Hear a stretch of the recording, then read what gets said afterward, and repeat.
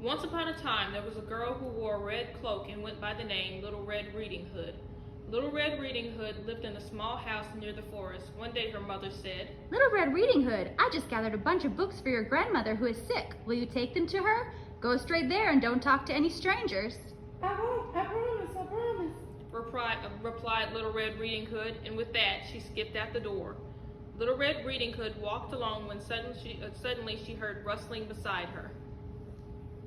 Oh, little girl, Said a low grumbly voice. what are you doing in the woods? Little Red Riding Hood turned to see a wolf and answered. I'm going to my grandmother's house. Spotting a flower bush, the wolf suggested that Little Red Riding Hood stop and pick a bouquet of flowers for her grandmother. Little Red happily obliged her grandmother's house and quickly gobbled her up. The wolf pulled on her dress and bonnet. Little Red Riding Hood got to grandmother's house at last and found her in the bed. Hello. Oh, my dear, come see old grandmother. So Little Red Riding Hood tiptoed in.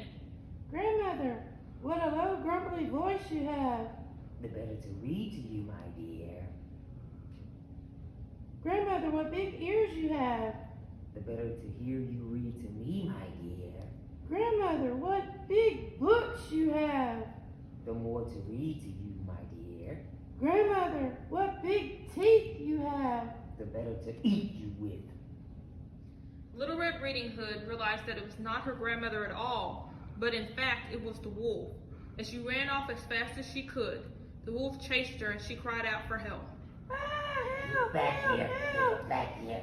Luckily, a woodsman was in the forest and heard Little Red Riding Hood's cry.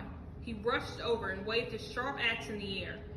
The wolf got so scared that he sped out grandmother right then and there.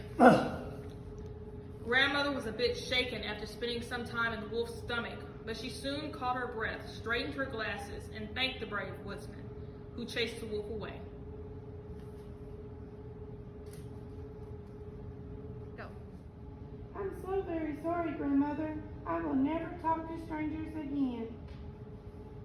And with that, Little Red Riding Hood, grandmother, and the woodsman sat down to enjoy the books which were still untouched.